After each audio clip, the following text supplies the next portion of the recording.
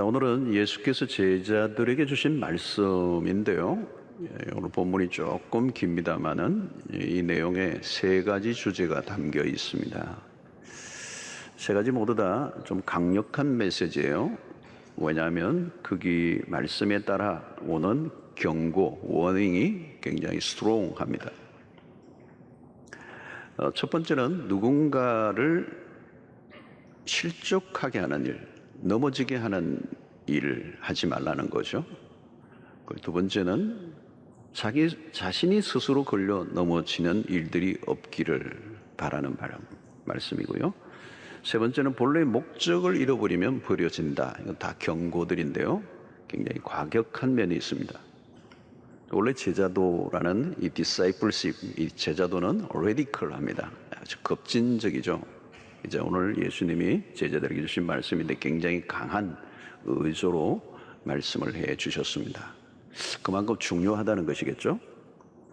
오늘 42절을 먼저 보면 또 누구든지 나를 믿는 이 작은 자들 중 하나라도 실족하게 하면 차라리 연자맷돌이 그 목에 매여 바다에 던져지는 것이 아니라. 제자들이 처음 들었을 때는 섬뜩한 내용이죠. 얼마나 심각한 죄이길래 연자맷돌을 목에 메어 바다에 던져주는 것이 낫다 이렇게 하셨을까요? 여기 언급된 연자맷돌은 여인들이 돌리는 작은 맷돌이 아니고요. 작은 맷돌이라도 그렇죠. 그 맷돌이 아니고 짐승들이 돌리는 대형 맷돌을 말합니다. 그 거대한 맷돌을 목에 달고 바다에 던져주면 어떻게 될까요? 물 위로 올라올 수 있는 가능성은 제로입니다. 그야말로 수장입니다. 수장. 당시의 로마나 헬라의 도시에서 실제로 시행되었던 형벌이라고 그럽니다. 흔적도 없이 영원히 사라지게 하는 일. 근데 주님이 이 경고를 언급하신 이유는 뭘까요? 한 사람을 실족하게 하는 일이 얼마나 심각한 죄인가를 말씀하고 있는 거예요. 자, 오늘 이게 누구를 실족하게 하지 말라고 하셨습니까? 나를 믿는 이 작은 자들 중 하나. 그러니까 이것은 믿음의 공동체 안에 있는 사람, 아니면 믿음의 공동체 안에 들어올 수 있는 가능성이 있는 사람들을 말하는 것입니다. 특별히 작은 자들 중 하나라는 말은 내세울 것이 전혀 없는, 사람들이 소홀히 다룰 수도 있는, 무시를 당할 수 있는 사람, 작은 자. 바로 앞에서도 우리 주님은 그 얘기를 하신 적이 있습니다. 37절에 누구든지 내 이름으로 이런 어린 아이 하나를 영접하면 곧 나를 영접하며, 누구든지 나를 영접하면 나를 영접함이 아니요 나를 보내신 이를 영접함이라. 그 어린 아이 하나를 영접하면 곧 나를 영접한 것이다. 그 당시에 어린 아이나 여자를 무시했던 문화 속에 주님은 어린 아이를 품에 품으시고 한 영혼이 얼마나, 작은 자가 얼마나 귀한가. 어린 아이 하나도 소홀히 다루지 마라 그랬습니다. 오늘 여기 실족이라는 단어가 나오는데요, 실족하게 하지 말라는 거예요. 여기 실족이라는 단어는 걸려 넘어지게 하다, 범죄하게 하다, 배반하게 하다, 이런 말의 의미가 있습니다. 그러니까 어떤 일로 연약한 사람을 실족하게 하거나 배교하게 만들지 말라는 거예요. 자, 왜 작은 자 하나를 실족하게 하는 일이 큰 죄인가? 그것은 성경 전반에 걸친 굉장히 중요한 관점인데요, 그것은 한 영혼의 가치 때문입니다. 오늘 말씀은 먼저 믿음을 가진 사람들이, 남들보다 조금이라도 먼저 믿음을 가진 사람들이 길을 기울여야 될 본문입니다. 어린 신자들은요, 이제 막 예수를 믿기 시작한 사람들은 기존 신자들의 말과 행동의 영향을 받을 수밖에 없습니다. 처음 신앙생활을 할 때는 순수한 마음으로 어떤 기대를 가지고 교회에 와요. 그런데 먼저 있는 이 기존 신자들의 말이나 행동에 자칫하면 시험에 들 수가 있습니다. 그러면 헷갈리는 거죠. 저게 뭐지? 해석이 잘 안 되는 거죠. 예수를 믿는다는데, 하나님을 믿는다는 사람이 왜 저러지? 자꾸 이게 헷갈리는 거죠. 아, 나도 믿다가 저렇게 되는 거 아닌가? 여러분, 지난주일 본문에서 보았던 요한의 행동이 그렇습니다. 자기들에게 속하지 않았다고 텃세를 놓는 제자들의 모습이야말로 분명히 기득권을 행사하고 다른 사람을 실족하게 할 만한 행동들이었습니다. 성도 여러분, 먼저 믿는 자의 책임이 있습니다. 한때 교회를 다니다가 떠난 사람들이 생각보다 많습니다. 떠난 이유는 많겠지만 기존 신자들로 인해 신앙의 회의를 가지게 된 경우가 많아요. 사람들은 성경을 읽고 하나님을 만난 게 아니고요, 그건 나중에 얘기입니다. 성경을 통해서 하나님을 만나는 게 아니고 예수를 믿는 사람들을 통해서 하나님을 만나요. 성경을 읽기 전에 믿는 사람들의 삶을 보는 것입니다. 그래서 우리의 삶이 제2의 바이블이에요. 우리가 어떻게 하나님을 보여주느냐는 거예요. 우리가 인정하든 인정하지 않든 우리의 삶을 통해서 신앙이 표현되게 되어 있습니다. 다른 사람 모르니까, 초신자나 또 난크리스찬들은 하나님을 모르니까 믿는 사람을 보면서 하나님이 누군가를 짐작하게 됩니다. 신앙이 깊어지면 괜찮지만 초입에 있는 사람들은 기존 신자의 모습에 걸려 넘어질 수 있다는 거예요. 초신자의 눈에 비춰진 신앙인의 모습, 너무도 중요합니다. 자칫하면 초신자가 막 열심히 하려고 하는데 찬물을 다 끼얹어 버리는 거예요. 회방을 하는 거예요. 격려하고 이끌어야 하는데 도리어 회방을 하는 거예요. 여러분, 무엇 때문에 상처를 받거나 시험에 드는 것입니까? 가장 많은 것은 신자들의 위선입니다. 말과 행동이 다를 때 시험에 드는 것이죠. 여러분, 우리 자녀들도 마찬가지입니다. 아버지가 말한 대로 살지 않으면 자녀는 신앙의 회의를 가지게 됩니다. 나 교회 안 다닐 거야. 여러분, 자녀들 보는 앞에서 신앙을 가지고 있는 부부가 날마다 싸우고 돈 타령이나 하고 교회나 목회자의 욕을 한다면 신앙은 자녀들에게 기대할 수가 없습니다. 지금도 전도 우리가 하지만 신앙의 대를 잇는 것이 한국교회의 가장 큰 과제 중에 하나입니다. 여러분, 교회 건물 잘 지어놓으면 못합니까? 자녀들이 안 다니면, 다음 세대가 교회를 안 나오면 그 교회는 문 닫는 겁니다. 저는 외국에서 많이 보았습니다. 시드니만 해도요, 그 시티에 가면 진짜 엄청난 교회들이 있습니다. 건물이 화려해요. 한때는 그렇게 1세대가 눈물로 지은 거잖아요. 근데 텅텅 비어 있습니다. 심지어는 for sale, 그냥 건물을 내놓았습니다. 제가 전에도 종종 얘기했습니다. 어떤 것은 술집에 팔렸습니다. 과간입니다. 그냥 교회를 건물을 그대로 두고 술집을 합니다. 안 받고요. 개조도 안 하고. 그리고 강도상은 좀 비쌉니다. 여기는. 여기 테이블을 놓으면 그 술집에서도 뭐 일부러 그렇게 해놓은 거예요. 다 데코레이션을. 그러니까 소위 말하면 조롱하는 거죠. 여러분, 에베소 6장 4절에 보니까 아비들아, 또 아비들아, 너희 자녀를 노엽게 하지 말고 화나게 만들지 말라는 거. 부모가 정말 용서를 실천하고 사랑을 보여줘야 되는데 부모의 모습 때문에 실족을 하는 거예요. 여러분, 오늘 이 말씀은 교회에 조금이라도 먼저 나온 분들, 그리고 부모 세대, 교사, 교육자들에게 주시는 메시지. 교회 안에서 영향을 주는 위치에 있는 사람들이 귀담아야 되는 거예요. 믿음 생활을 한 지 오래되었다면 어쩔 수 없이 영향을 주는 위치에 있다는 것입니다. 직분을 가지고 믿음의 세월이 쌓여가면 어쩔 수 없이 드러나게 되겠습니다. 영향을 주는 위치에 있다는 거죠. 내 행동 하나하나가 영향을 준다는 거죠. 그냥 무심코 하는 행동인데 초신자들이 굴러 넘어져 버린다는 거예요. 당신 때문에 나 교회 다니고 싶지 않다. 예수 믿고 싶지 않다. 욕을 하고 떠나는 거예요. 예수가 싫어서가 아닙니다, 여러분. 우리 인도에 유명한 간디가 있지 않습니까? 영국에서 유학을 할 때 옥스포드 대학을 다니면서 옥스포드 그 채플에 예배를 드리러 갔습니다. 아마 기독교에 대한 호감이 있어서 교회에 예배 드리러 갔겠죠? 근데 이 예배를 드리러 갔는데 거기에서 예배당 안에서 인종차별을 경험하는 것입니다. 앞에 앉을 수도 없는 거예요. 그 자꾸 밀려 나가는 거예요. 나중에 저 구석에 어두컴컴한 데서 구석군데 눈치 보면서 예배를 드려요. 실망한 것입니다. 그 뒤로 그는 교회를 나가지 않았어요.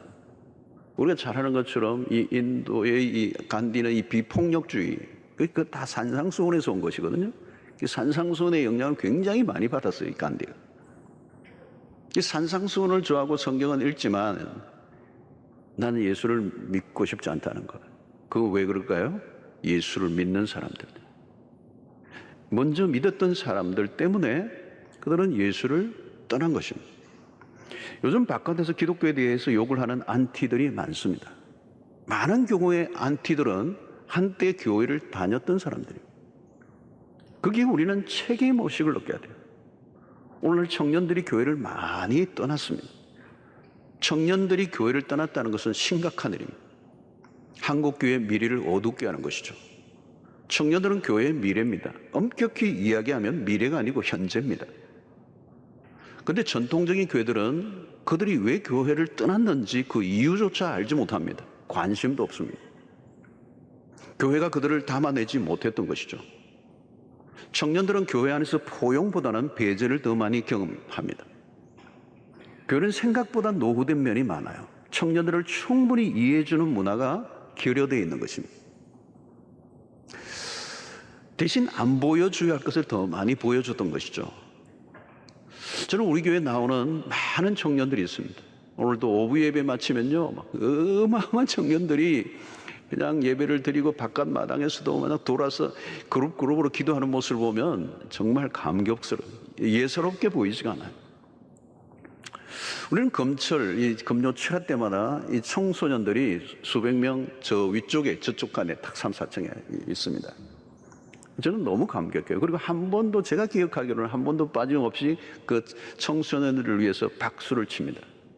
이것은 그냥 치는 게 아니고 의례적인 게 아니고 형식적인 게 아니고 제 목회 철학이 담겨 있는 것. 여러분, 아이들이나 교회 처음 온 사람들이 시험에 드는 이유 중 가장 심각한 것은 위선이라는 거예요. 서로 사랑하라는 말을 하면서 그렇게 사랑하는 것처럼 보이지 않는 것. 서로 또 싸워요. 남의 흉을 보고 욕을 하고 수근수근대고 뒷담화나 하고, 그러면 이게 아니다라는 거예요. 특별히 요즘은 목회자들의 일탈이 심심찮게 일어나면서 언론에 보도가 되기도 합니다. 목회자들의 이 도덕적 실수는 치명타를 가하게 되는 거죠. 여러분, 이 일을 위해서도 기도해 주셔야 돼요. 자신의 영혼은 물론 다른 사람의 영혼까지 지옥에 빠뜨리는 일을 한다는 것은 무서운 일이다. 주님의 이 경고를 가볍게 받아들여서는 안 된다는 것이죠. 믿음의 좋은 선배를 만나면 그것처럼 좋은 것은 없습니다. 아마 여러분, 오늘 내가 여기 신앙생활을 잘하고 있다면 내 열심만이 아니고 나보다 먼저 처음 믿음의 길을 걸었던 신앙의 선배가 있었기 때문에 오늘 내가 여기 있을 거예요. 그래서 여러분, 좋은 롤모델이 있는, 신앙의 롤모델이 있다는 것은 그건 너무도 큰 축복입니다. 그분에게 밥 사줘야 돼요. 그분에게 감사해야 돼요. 그분이 있었기 때문에 내가 본 그것을 내가 따라하는 거죠. 여러분, 오늘 본문의 말씀을 보면서 혹시 나로 인하여 다른 사람이 실족하게 한 일은 없었는가? 돌아보셔야 돼요. 나로 인해 내 자녀가 신앙적으로 실족한 일은 없었는가? 여러분, 그런 게 생각나면 용서를 구해야 됩니다.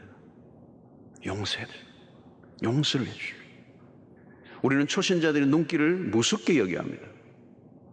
영혼을 실족시키는 일이 없는가를 날마다 지나칠 정도로 생각해야 돼요. 여러분, 영혼을 실족시키는 일은 작은 죄가 아닙니다. 연자맷돌을 목에 매이고 바다에 던져지는 게 아니라, 성도 여러분, 가정에서나 교회에서나 우리는 늘 주변을 의식하고 나보다 연약한, 그리고 뒤늦게 예수를 믿기 시작한 우리의 교우들이 시험에 들고 걸려 넘어지는 일들이 없도록 날마다 애를 쓰는 여러분들 되시기를 바랍니다. 그런 일이 일어나면 안 돼요. 나로 인하여 도리어 은혜를 받고 구원의 길로 가기로 작정하는 사람들이 늘어날 수 있게 되기를 축원합니다. 자, 42절은 예수께서 다른 사람을 걸려 넘어지게 하는 것에 대해 말씀하셨다면 43절은 스스로 넘어지게 하는 것에 대한 말씀이에요. 43절을 보겠습니다. 만일 내 손이 너를 범죄하게 하거든 찍어버리라. 장애인으로 영생에 들어가는 것이 두 손을 가지고 지옥 곧 꺼지지 않는 불에 들어가는 것보다 나으니라. 45절, 47절도 비슷한 말씀이요. 발과 그리고 눈에 대한 얘기. 자, 두 손과 발을 가지고 지옥에 가는 것보다 두 손과 발이 없더라도 장애인이 되더라도 영생을 얻는 게 더 낫다. 여러분, 이 손과 발을 찍어 없애는 일들도요, 당시의 형벌의 방식 중에 하나였습니다. 그러면 우리는 이 구절을, 예수님이 하신 이 구절을 어떻게 받아들여야 하는가 하는 거예요. 문자적으로 적용해야 할 말씀인가 하는 거죠. 내 손이 범죄하면 내 손을 찍어버리라는 거죠. 혹시 이 말씀대로 하신 순종하신 분이 있으면 손을 들어보시기를 바랍니다. 손을 못 들게요. 손이 찍어버렸기 때문에. 만약에 여러분 이 말씀을 본문대로 순종을 다 한다면 우리는 서로를 바라보면서 충격에 빠질 것입니다.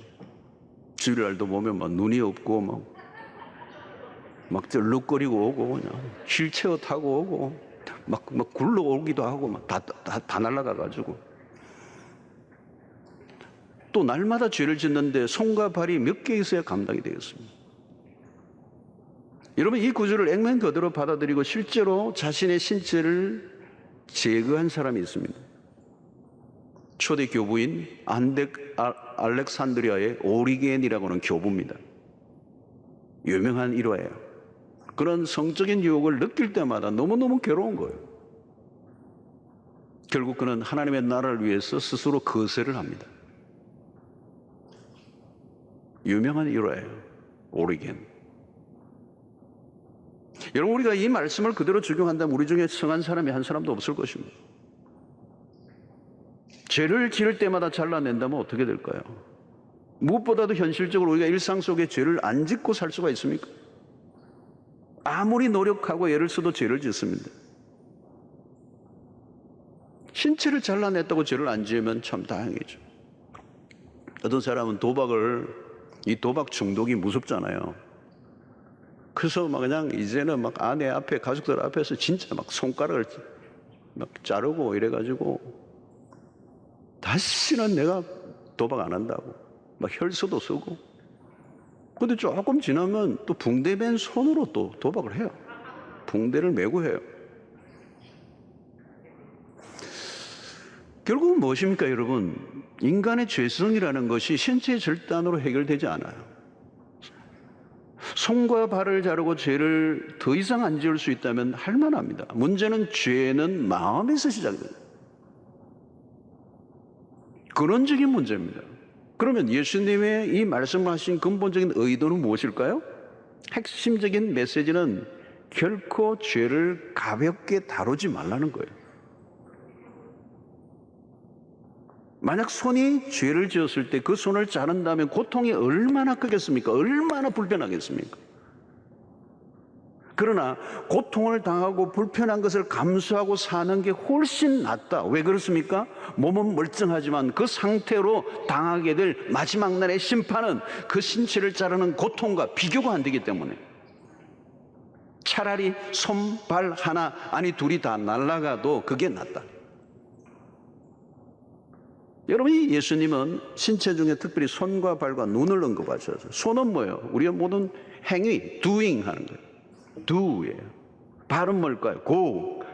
어딘가 가는 거잖아요. 눈은 뭐예요? 보는 겁니다. see. 대표적인 겁니다. 우리의 죄를 짓는 거. 손으로 죄를 짓는 거잖아요. 손으로 사람을 괴롭히고, 손짓으로 남의 흉을 보고, 손가락으로 욕을 하고, 손으로 무엇인가 움켜쥐고, 발은 어디론가 가는 행위, 우리를 어디로 발이 인도하는 거죠?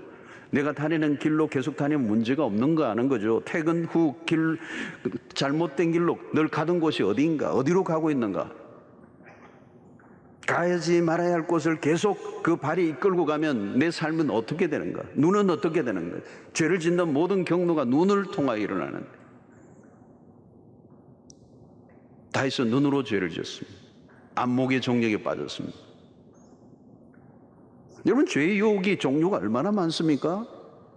근데 주님은 너의 신체의 일부를 잃어버리더라도 전부를 잃어버리지 않는 게 좋지 않느냐?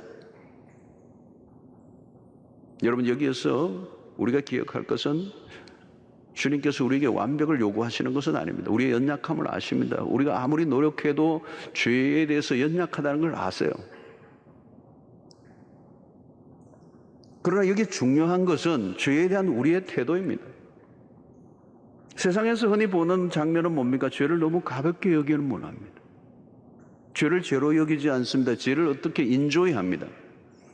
죄 지은 걸 자랑합니다. 도발적으로 죄를 짓습니다. 그리고 그 죄를 얼마나 미워해버립니까? 그러나 그리스도의 제자들은 달라야 한다는 거죠. 죄 짓는 것을 심각하게 생각하라. 작은 죄라도 심각하게 여기라. 작은 죄는 없다는 겁니다. 여러분, 하나님 앞에서는 경범이 없습니다. 경범죄 그런 거 없습니다. 다 죄입니다. 죄를 지을 때마다 생각하라는 거죠. 죄를 짓는 그 어떤 그것을 잘라내야 된다고 생각해 보십시오. 잘라내고 찍어낸다고 상상을 해 보십시오. 그래서 우리는 죄를 지을 때마다 아픔을 느껴야 합니다. 잘라내고 찍어버리라는 말은 죄에 대한 단호한 태도를 보이라는 것이죠. 철저한 회개예요. 그래서 회개는 일종의 절단 수술과 같았습니다. 그냥 회개가 아니라 뼈를 깎는 고통을 동반한 회개. 그래서 철저한 회개는 대수술을 하는 것 같습니다. 그래서 여러분들 이 회개를 하는 그 과정을 보면요, 그냥 뒤집어지는 겁니다. 극한 고통을 느끼며 그 죄를 자르는 그 경험이야말로 강력한 경험인 것이죠. 자, 그런데 오늘 이 본문에서 43절과 45절에 어떤 단어가 있느냐면 영생이라는 단어가 언급됩니다. 그리고 47절에는 하나님의 나라라는 단어가 나와요. 특별히 눈여겨보아야 될 이 단어가 43절, 45절, 47절에 반복되는 단어가 하나 있는데 주님이 무슨 단어를 쓰고 있느냐면 지옥이라는 단어를 쓰고 있어요. 그러니까 영생, 지옥, 하나님의 나라, 이게 핵심적인 주제입니다. 특별히 주목해야 하는 것은 예수님께서 지옥을 직접 언급하셨다는 겁니다. 그런데 이 지옥이 어떤 곳이라고요? 오늘 48절에 보니까 거기에서는 구더기도 죽지 않고 불도 꺼지지 아니하느니라. 여러분, 요한계시록에서는 이 지옥을 해를 불못이라고 그럽니다. 불못, 못인데 불이에요. 불이에요. 그 속에는 구더기도 죽지 않는다. 이것은 뭐예요? 특이한 것은 그곳은 죽음이 없다는 겁니다. 사라지지 않는 고통만 있는 것이죠. 여러분, 일시적으로 뭐 몸이 아프다, 다리가 아프다, 뭐 진통이 있다 이런 게 아니에요. 그곳에는 너무도 극심한 고통이 있지만 죽을 자유가 주어지지 않는 곳. 지옥은 영원히 지속되는 고통이 있다는 거예요. 여러분, 자비가 풍성하신 하나님이지만 지옥에는 더 이상 하나님의 자비가 닿지 않는 곳이라는 거예요. 그래서 예수님이 왜 지금 손과 발과 눈을 찍어내라, 잘라내라, 그게 차라리 낫다라고 얘기하라는 이유를 지금 우리가 이해해야 돼요. 예수님이 지금 무슨 말씀을 하고 계십니까? 죄를 지으면 발을, 눈을 빼내라는 얘기가 아니에요. 지옥을 피하라는 것입니다. 여러분, 지옥이라는 단어 우리가 참 피하고 싶은 단어, 현대인들은 듣고 싶어 하지 않습니다. 사람들은 지옥의 실체를 부인하기 때문에 우습게 여깁니다. 우리가 세상에서 끔찍한 것을 경험할 때 뭐라고 합니까? 지옥이다 그래요. 그 아이들이 입시 지옥이라고 그러죠. 너무 힘드니까 지옥 같다. 교통지옥, 무슨 지옥이라는 표현을 많이 써요. 그러니까 우리는 이 천국이나 지옥이라는 이 단어 자체를 굉장히 희화화해버려요. 우습게 여겨버리는 거죠. 그걸 무시해버리는 거죠. 뉴질랜드 같은 데 가면 피자가 있는데 유명한 피자인데 한국까지 그게 뉴질랜드 피자가 왔어요. 그게 뭐냐면 헬 피자예요. 지옥 피자예요. 그 지옥이라는 것을 굉장히 우습게 여겨버리는 하나의 휘하화하는 것입니다. 그래서 우리 입시 지옥 이런 표현도 쓰고 또 천국도 마찬가지, 김밥 천국 이런 거. 그냥 김밥이 천국이 뭔지 모르지만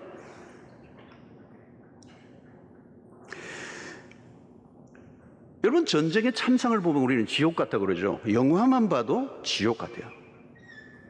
근데 진짜 지옥은 아니에요. 그 이상이에요. 어떤 사람은 나의 결혼 생활이 지옥이었다.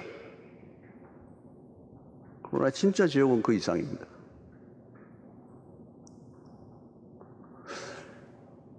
제가 다림이죠. 거기에 살짝 닿였는데, 그래? 어디 출장 가가지고 그 호텔에서 이렇게 다리로다가 살짝 닿였는데요. 와, 고통이 얼마나 아린지 이게 뭐 진짜 잠을 못 자겠더라고요. 불못이에요. 꺼지지 않는 불이에요. 여러분, 과연 천국과 지옥이 존재하는가? 지옥은 가상의 공간인가? 요즘 메타버스라고 하는 이 가상과 현실을 잃는 청소년들이 뭐 별일을 다 하고 있어요. 그 가상과 현실이 지금 혼재되어 있습니다. 그러면 여러분, 지옥은 그런 곳이 아닙니다. 신약에서 지옥이 12번 언급이 됩니다. 놀랍게도 야고보서의 한 번 외에는 11번을 예수님이 직접 언급하십니다. 지옥을 믿지 않는 목사와 신학자들이 있습니다. 사랑의 하나님이 어떻게 지옥을 만드실 수가 있는가? 여러분, 오늘날 설교자들이 지옥을 잘 이야기하지 않는 경향이 있습니다. 천국과 지옥을 이야기하면 약간 무식한 목사로 취급을 받을까 봐 두려워하는 분위기가 있습니다. 그런 원색적인 얘기를 하지 말라는 거예요. 이건 굉장히 많습니다, 여러분. 또 지옥의 이야기는 청중들이 불쾌하게 받아들일 수 있기 때문에 가급적 지옥 죄에 피하라. 사랑하는 성도 여러분, 그러나 설교자는 자기가 함부로 빼고 넣고 할 자유가 없습니다. 성경이 말씀하는 대로 전해야 합니다. 성경에 없는 것을 삽입하거나 성경에 말씀하고 있는 것을 자기 마음대로 빼면 안 됩니다. 지옥을 이야기하면 고상하지 않는 목사처럼 보일까요? 아니에요. 설교자의 책임을 다하지 않는 직무유기일 수 있습니다. 오늘날 사람들은 더 이상 지옥을 생각하지도 않게 되었습니다. 천국에 대한 기대도 없고 지옥에 대한 두려움도 없어요. 특히 오늘날의 설교는 하나님의 심판은 거의 없고 하나님의 자비와 사랑에만 집중하게 합니다. 아버지로서의 하나님을 강조하지만 심판하시는 거룩한 하나님을 놓치는 것이죠.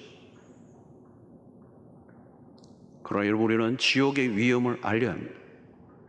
코로나 바이러스가 위험하다는 것을 우리는 계속 요즘은 어디든 워닝을 하죠. 그것과 비교가 안 됩니다. 듣기 싫어한다고 말을 하지 않거나 미워하려고 하면 되는 것입니까? 그것은 중대한 범죄입니다. 미국의 청교도 설교자로 알려져 있는 조나단 에드워드라고 하는 유명한 목사님이 있습니다. 그분은 로마서 1장을 설교를 하면서 진노한 하나님의 손에 붙들린 죄인이라고 하는 정말 걸출한 설교를 했어요. 진노한 하나님의 손에 붙들려 있는 죄인. 조나단 에드워드가 이 설교를 하는 중에 성도들은 죄의 무서움과 함께 지옥이 어떤 것인가를 온몸으로 느꼈다.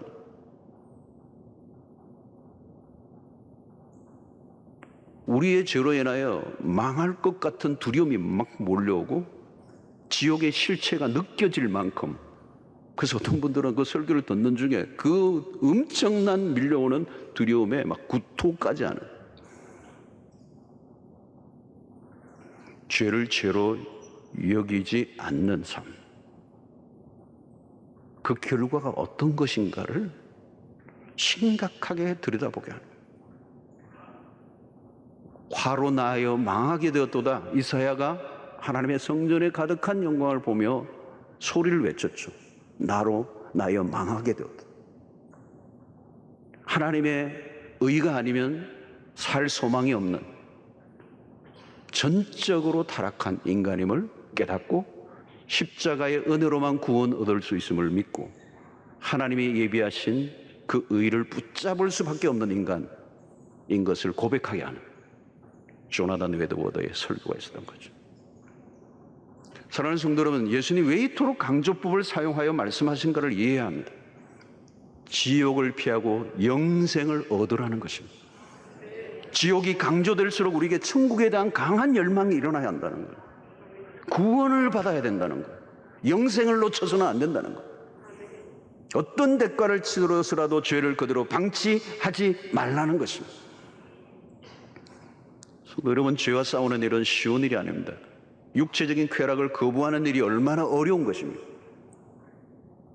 손과 발과 눈으로 죄를 짓지 않으려고 애를 쓰는 수준으로는 안 돼요. 손과 발과 눈으로 하나님의 선하신 일을 위한 도구로 적극적으로 들여져야 한다는 거예요. 하나님이 손과 발과 눈을 주신 목적은 죄를 지으라고 주신 게 아니고 하나님의 거룩한 도구로 드리라고 주셨기 때문에 단순히 죄를 짓지 않으려고 애를 쓰는 그 소극적인 태도에서 벗어나, 여러분, 죄와 싸우면 지게 돼 있습니다. 반드시 못 이겨요. 어떻게 해야 돼요? 우리는 선택적으로 하나님의 선한 일에 우리의 삶을, 우리의 몸을 의의 병기로 드리는, 하나님의 거룩한 산제물로 드리는 삶을 살아야 되는 거예요.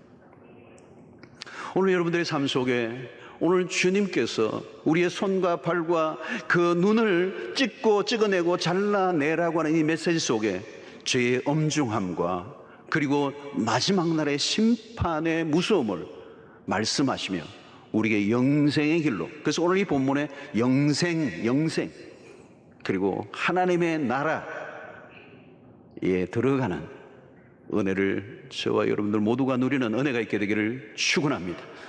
자, 오늘 마지막 두 구절은 조금 어려운 부분이에요. 49절이 앞에 48절과 연결이 되느냐 아니면 50절과 연결이 되느냐, 여기에 따라 해석이 달라져요. 근데 소금이 나오기 때문에 49절에 50절과 연결되는 듯이 보여요. 그런데 49절에 나오는 소금은 재물에 뿌리는 소금으로 48절과 연결되는 거예요. 그것으로 일반적으로 해석해요. 그렇다면 50절이 독립적으로 다루어지는데 이 50절을 우리가 잠시만 보기를 원합니다. 소금은 좋은 것이로되 만일 소금이 그 맛을 잃으면 무엇으로 이를 짜게 하려? 너희 속에 소금을 두고 서로 화목하라 하시니라. 소금은 어디에나 필요합니다, 여러분. 특히 고대 사회에서 소금은 음식을 저장할 때 필요한 수단이야. 냉장고가 없던 시대. 소금이 없으면 모든 음식은 금방 썩어버리고 맙니다. 그리고 이 소금은 맛을 내는데, 어디에나 맛을 내는데 필수. 예수님은 너희는 세상의 소금이라 말씀하셨습니다. 그러니까 신자는 세상에 부패를 막는 역할을 해야 된다. 제자들의 역할을 강조한 것이죠. 성도 여러분, 세상은 어디를 가나 부패로 인한 악취로 가득합니다. 그냥 썩어 있어요. 그냥 세상은 원래 썩어 있는 겁니다. 뭐 뉴스에 나오고 이게 알려지는데 본래 그래요. 본래 놀랄 일이 아니에요. 부패와 타락이 일상이에요. 무슨 사건이 일어날 때 다시는 그런 일이 일어나지 않도록 시스템을 만들고 재발 방지를 기대하지 마세요. 그냥 그런 거예요. 세상은 썩어 있는 거예요. 그때 우리가 분노하고 열을 낼 게 아니라, 세상의 타락에 대해서 질타하는 게 아니라, 우리는 그 속에서 뭘 발견해요? 신자의 역할이 없었다는 거예요. 썩지 않게 할 수 있는 기능은 그리스도인들에게 있는데, 그리스도인이 그 맛을 내지 않으니까, 소금으로 존재하지 않았기 때문에 그 일이 일어납니다. 그러니까 세상에 일어나는 타락사항의 여러 가지 부조리한 모습을 보면서 그것은 세상의 모순의 문제가 아니라 그리스도인이 그리스도인의 역할을 감당하지 못한 결과로 우리 자신에 대한 회개가 먼저 있어요.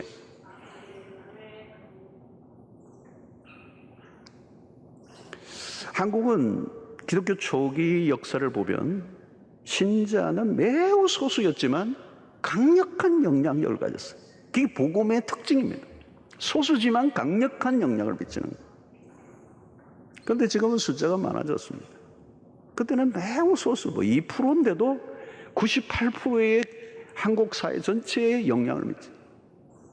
지금은 여러분 우리 기독교가 타 종교에 비해서 교세는 가장 많습니다. 뭐 통계 내보면 불교보다 많고 캐톨릭보다도 많습니다. 훨씬 많습니다. 뿐만 아니라 뭐 불교나 또 캐톨릭은 그렇게 자주 다니질 않아요. 우리처럼 이렇게 매주일 열심히 다니고 새벽기도까지 하고 이런 열심은 타 종교에서는 없습니다. 결집력이라는 건 대단한 거죠, 사실은 계신 거. 근데 이제는 숫자가 많은 것이 부끄러움이 되었어요. 얼마나 많이 모이는가 보다 중요한 것은 영향력이라는 거예요. 소금이 소금의 역할을 감당하고 있는 거예요. 소금이 소금의 역할을 하지 못하면 쓸모가 없어 버려진다는 거예요. 오늘 여러분 이 메시지 전체에 마찬가지예요. 정말 다른 사람을 실족하게 하면 그냥 연자 맷돌을 메고 바다에 던지는 게 낫고, 그 계속 죄를 짓는 그 손, 그 발 잘라 없애버리는 게 낫고, 소금이 소금의 역할을 감당하지 못하면 그건 발 피울 뿐이다. 굉장히 시리어스하게, 중대하게 지금 얘기하는 거예요. 오늘 이 설교를 제가 오후까지 계속 해야 된다는 사실을 여러분 힘들어요.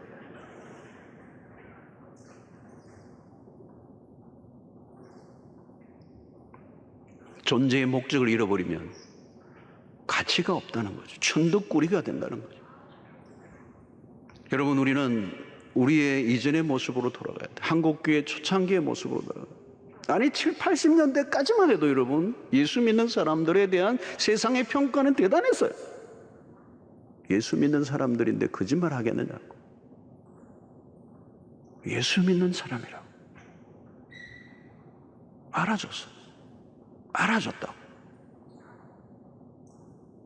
여러분, 우리는 이제 그 모습으로 돌아가야 돼요. 맛을 내야 돼요. 소금은 뭐예요? 녹아져야 돼요. 녹아져. 소금은 녹아져야 그 빛을 발하는 겁니다. 그 녹아진다는 건 뭘까요? sacrifice, 희생을 말하는 거예요. 이타적인 삶을 살아요. 손해보아야 된다. 손해보아야 된다. 오늘 본문을 통하여 예수께서 분명히 말씀하십니다. 연자 맷돌을 목에 메고 던져지는 일, 손이나 팔을 찍어버리는 일, 소금이 버림을 받는 일을 피하라는, 본래의 사명을 감당하지 못하고 도리어 남에게 피해를 준다면 수장을 시켜라.